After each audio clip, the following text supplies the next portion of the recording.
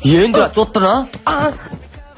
శివడానియా 34, 26, 34 అంత సన్ననైన నడు మీద అన్ని బరువైన వస్తువులు ఎలా మారుతుందా గుంట? 38, 68, 108 ముళ్ళ పందిలా ఉన్న నిన్ను ఈ భూమి ఇట్లా నువ్వు నన్ను అవమానిస్తున్నావు.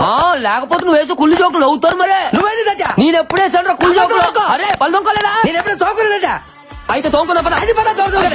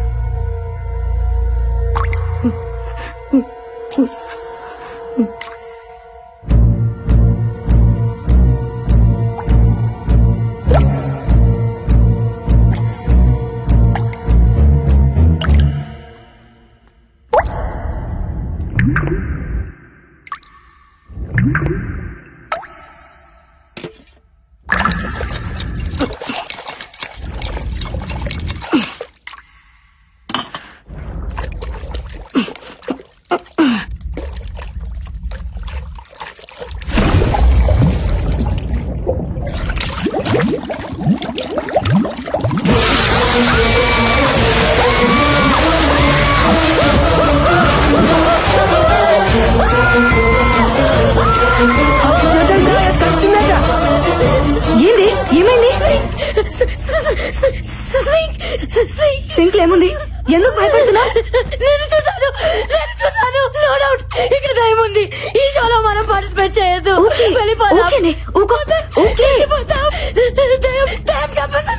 దయ్యం చంపేస్తుంది. ఏ బుజ్జి, నువ్వు అనవసరంగా భయపడుతున్నావు. ఈ రోజులో అలాంటివేమీ ఉండవు. నందు, ఆ సింక్ లో చేపట్టిగానే ఒక అమ్మాయి జుట్టు బయటికి వచ్చింది. సింక్ లో ఎందుకుంది? ఐ థింక్ దయ్యమే చంపేసి అందులో వేసేసి ఉంటుంది. అంతా నీ భ్రమ. దెయ్యం లేదని ప్రూవ్ చేస్తాను చూడండి. వద్దు నందు, వెళ్ళదు నందు, ప్లీజ్ నందు.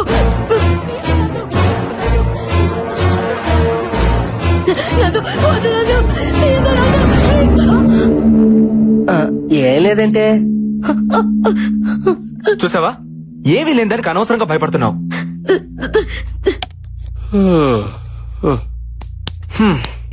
ప్రూవ్ అయింది కదా, ఇంకా టెన్షన్ పడకు. ఈ మహల్లో దెయ్యం లేదు, గీయం లేదు. ఉంది, దెయ్యం ఉంది. ఏ అశ్విన్, నువ్వు కూడా అలా అంటావేంటి? You know I'm a doctor. Science చదివితే తెలుస్తుంది దెయ్యం అంటే ఏంటో, దేవుడు అంటే ఏంటో. ఏదో శక్తి మనల్ని నడిపిస్తుందని తెలుసుకోవడానికి సైన్స్ చదువుకోవాల్సిన అవసరం లేదు మిస్టర్ నందు. సెన్స్ ఉంటే చాలు. అంటే ఏంటి? దెయ్యాలున్నాయంటావా? ఎగ్జాక్ట్లీ 100% ఇక్కడున్నాయి. బుల్షిట్. లేవని నేను నిరూపిస్తా. అది నీ వల్ల కాదు. I can do it. ఏంటి ఇక్కడ meeting? Stop fighting your friends. Chill, let's play. Come on నందు, అశ్విన్, కూల్, కమ్. రండి రండి రండి. క్రికెట్ ఆడుకుందా? వద్దలే నువ్వు రా. భయపడకే, ఏం లేదుగా.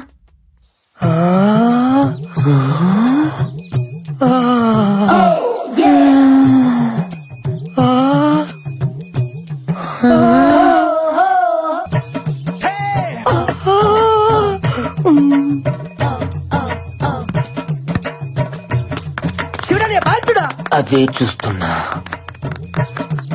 చూస్తారువా బాగా.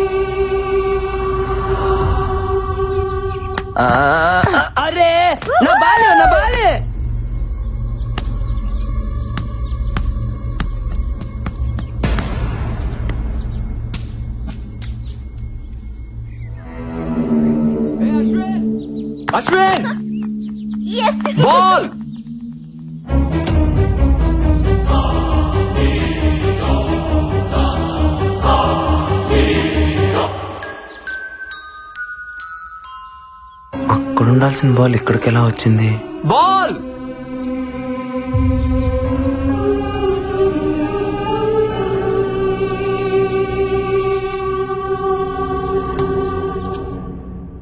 ఆ బంతి ఎలా వచ్చింది డైరెక్టర్? ఆత్మలకు మాత్రం ఆడుకోవాలని ఉండదా? దెయ్యాలు క్రికెట్ కూడా ఆడతాయా? మొన్న వరల్డ్ కప్ మ్యాచ్ లో బెట్టింగులు కూడా వేసినాయి తెలుసా? ఇంకోసారి టాకింగ్ అన్నమాట దెయ్యాలతో డేటింగ్ చేపిస్తాను. అయ్యా అలా అన్నా బాగుంది.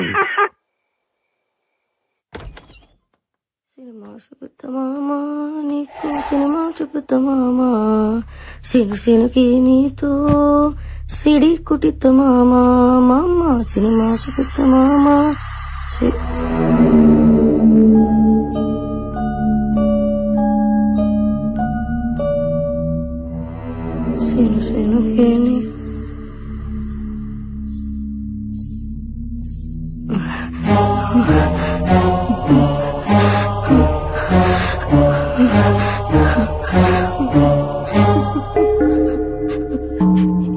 ఎవరు?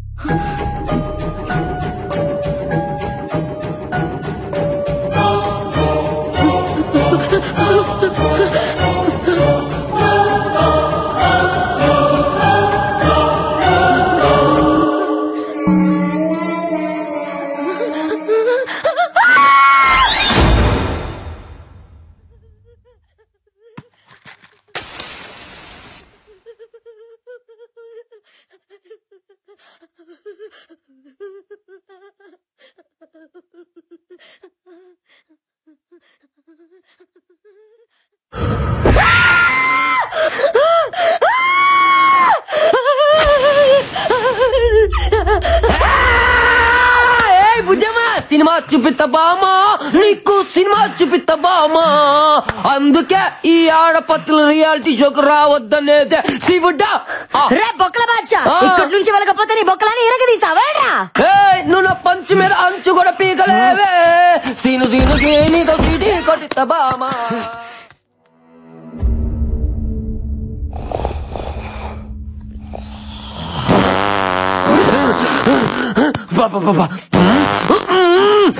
అడ్డమైన గడ్డి తినడం, మా ఆయుష్తో ఆడుకోవడం. అబ్బా అబ్బో ఏం తిన్నాడు.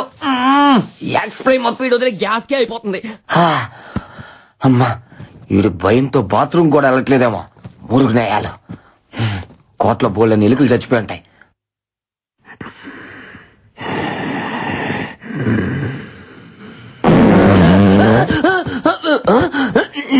అబ్బా దెయ్యం ఈ కోట్లో లేదురా, అది సీట్లో ఉంది.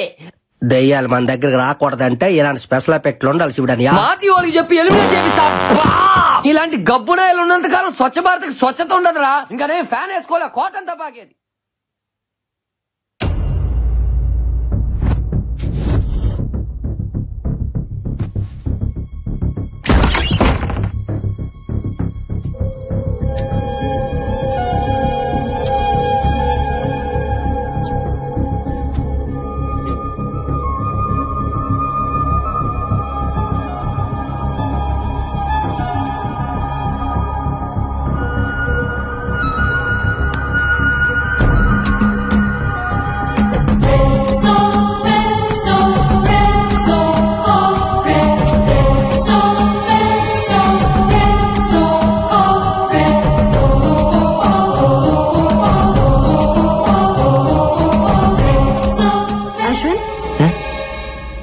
గేటంలో ఇక్కడేం చేస్తున్నావు? ఇక్కడ ఏదో ఉంది బాలా. మార్నింగ్ మనం క్రికెట్ ఆడుతున్నప్పుడు బాల్ వచ్చి అక్కడ ఆగింది. బట్ తర్వాత ఆ బాల్ దాని అంతటా అదే నా వైపుకి వచ్చింది. అది ఎలా వచ్చిందో అర్థం కావట్లేదు. మేబీ గాలికి వచ్చిండొచ్చుగా. ఎస్ గాలే. ఆ గాలి ఏ గాలి అని చూస్తున్నా. నీ మాటల్ని అర్థం చేసుకున్నాడు చాలా కష్టం అశ్విన్. అయినా నువ్వెప్పుడు ఎందుకు అదోలా ఉంటావు? ఏంటి? నేను చూసినప్పటి నుంచి అట్లాగే ఉన్నావు. ఇక్కడ రావడానికి నీకు కేవలం డబ్బులు ఒకటే ఇష్యూ కాదు, ఇంకేదో ఉంది. నీ కళ్ళలో చూసినప్పుడల్లా వాటి వెనక ఏదో కథ ఉందనిపిస్తుంది. చెప్పొచ్చుగా. ఎందుకు చెప్పాలి? సరే చెప్పకు. నాకు అన్నయ్య ఉన్నాడు, doctor Karthik.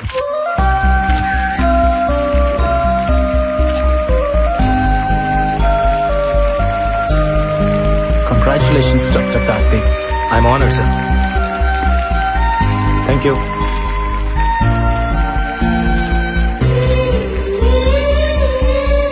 Thank you sir. Yeah, మీరు ప్రారంభించిన ఆర్గాన్ రెవల్యూషన్ నేటికి 150 మైలురాలు దాటింది. ఖరీదైన ఆర్గాన్స్ ని కూడా ఫ్రీగా ట్రాన్స్ప్లాంటేషన్ చేస్తున్నారు. ఇది మీ ఆశయం అనుకోవచ్చా? ఆశయాలు లక్ష్యాలు లాంటి పెద్ద మాటలు నాకు రావు. ఇష్టం, బ్రతుకంటే ఇష్టం. అది అందరికీ కావాలి.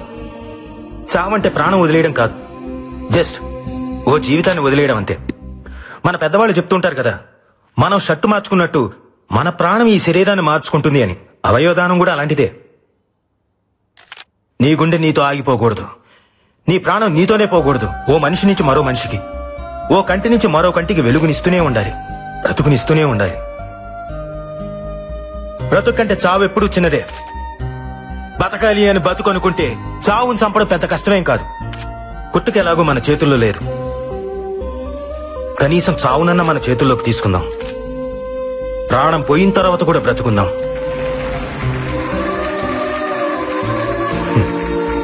డాక్టర్ గారండి, అవయవదానం కొన్ని మతాల వాళ్ళు అంగీకరించారు కదండి, పైగా ఇది పాపం కదండి.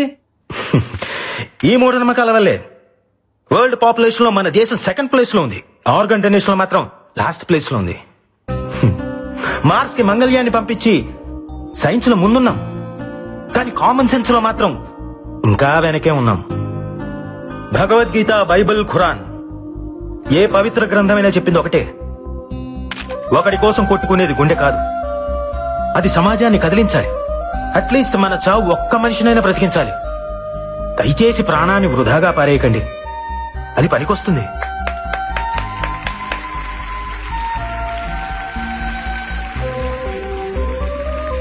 ఆర్గాన్ ట్రాన్స్ప్లాంటేషన్ గురించి సైన్స్ ఈరోజు చెప్తోంది, కానీ మన పురాణాలు ఇప్పుడే చెప్పాయి. ఒక పావురం ప్రాణం కాపాడడం కోసం శిబి చక్రవర్తి తన తొడను కోసి తూకం వేశాడు. దదీకి తన వెన్నుముకను వజ్రాయుధంగా మార్చాడు. ఏమండే, మీరన్నట్టు అది పాపమే అయితే వాళ్ళంతా పుణ్యాత్ములు ఎందుకు అయ్యారు? బ్రతికున్నప్పుడే వాళ్ళు ఆర్గాన్స్ డొనేట్ చేశారు, మనం చనిపోయిన తర్వాత అయినా చేయలేమా? చివరిగా ఒక మాట, మీ బాడీలో ఏ ఆర్గాన్ డొనేట్ చేశారో తెలుసుకోవచ్చా?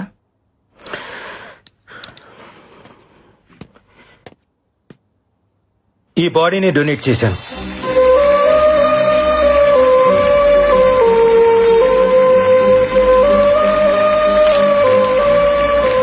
వీళ్ళిద్దరు ఎక్కడా?